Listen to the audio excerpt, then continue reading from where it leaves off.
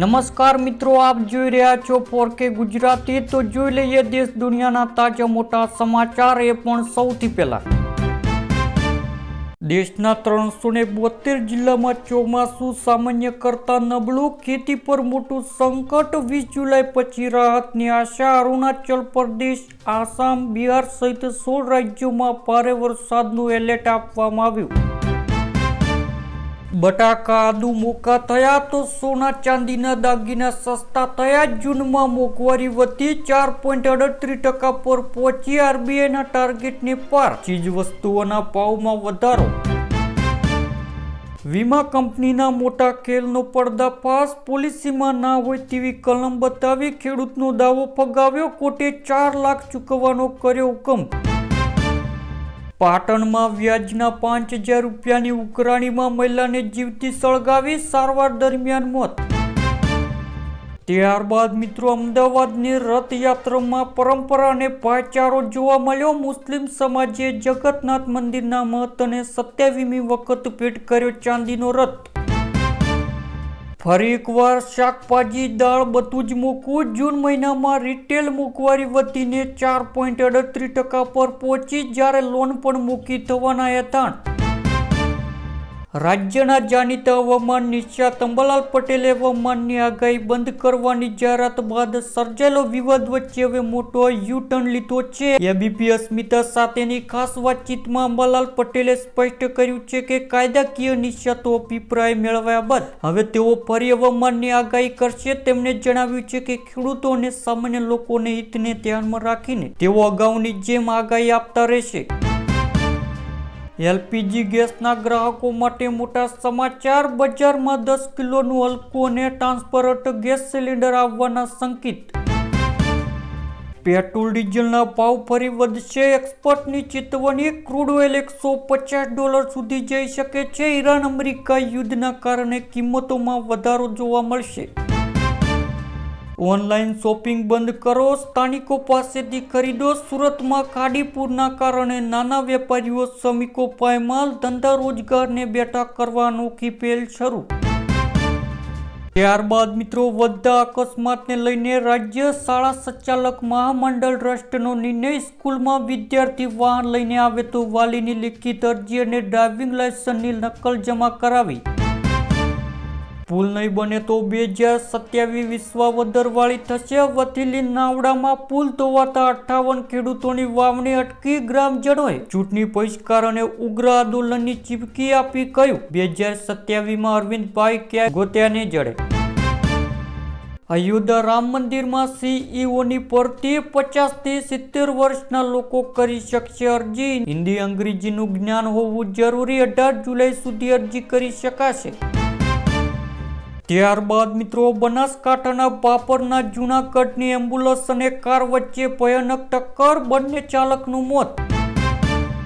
સુરતમાં કાળીપુરના પાણી ઓસર્યા, હવે ચામડીના રોગે માથું ઉંચક્યું, 4000 દર્દીઓમાંથી 825ને ચામડીના રોગની સારવાર કરાઈ।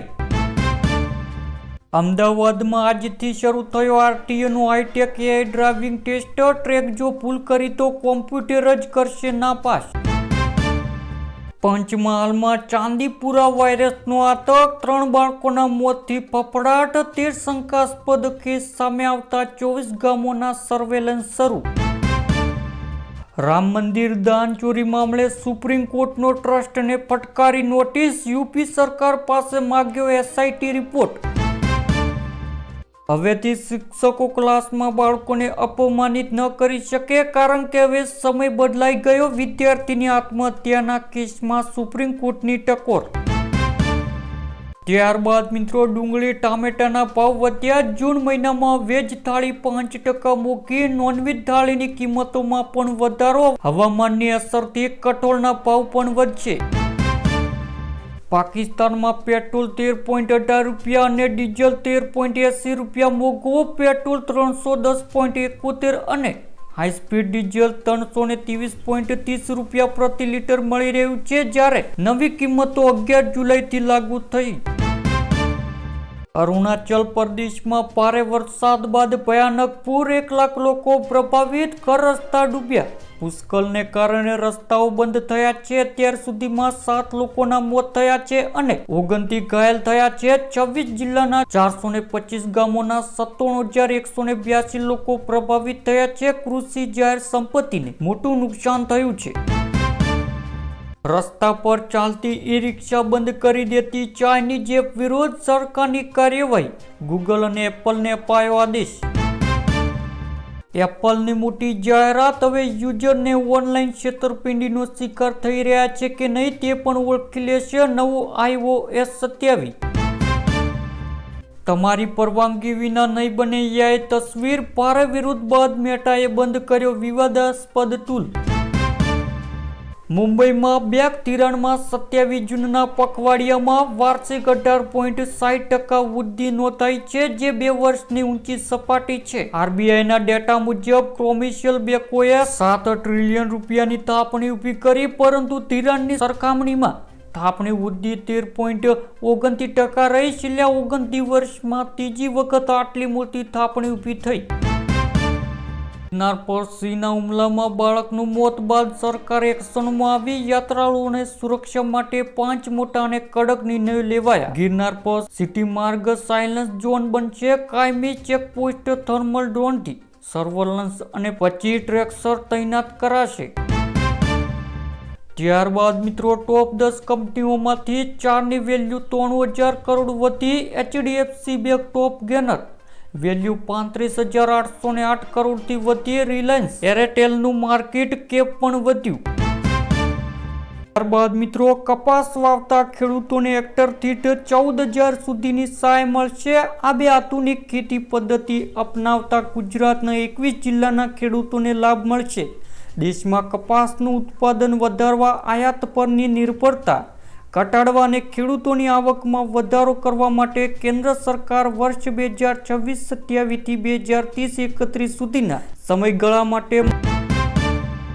સુરતમાં શાકભાજીના ભાવ આસમાને. ભારે વરસાદથી પાક ધોવાઈ જતા અને ટ્રાન્સપોર્ટેશન ખોરવાતા આવકમાં મોટો ઘટાડો. જ્યારે કોબીજ, ટામેટા જેવા શાકભાજીના ભાવ બમણા થતા ગૃહિણીઓનું બજેટ ખોરવાયું છે. આગામી દિવસોમાં ભાવ વધુ વધવાની શક્યતા. સસ્તા અનાજની દુકાનોમાં હવે મોબાઈલ એપથી વિતરણ. લાભાર્થીઓને અંગૂઠાની જરૂર નહીં. પારદર્શિતા માટે પુરવઠા વિભાગ સક્રિય.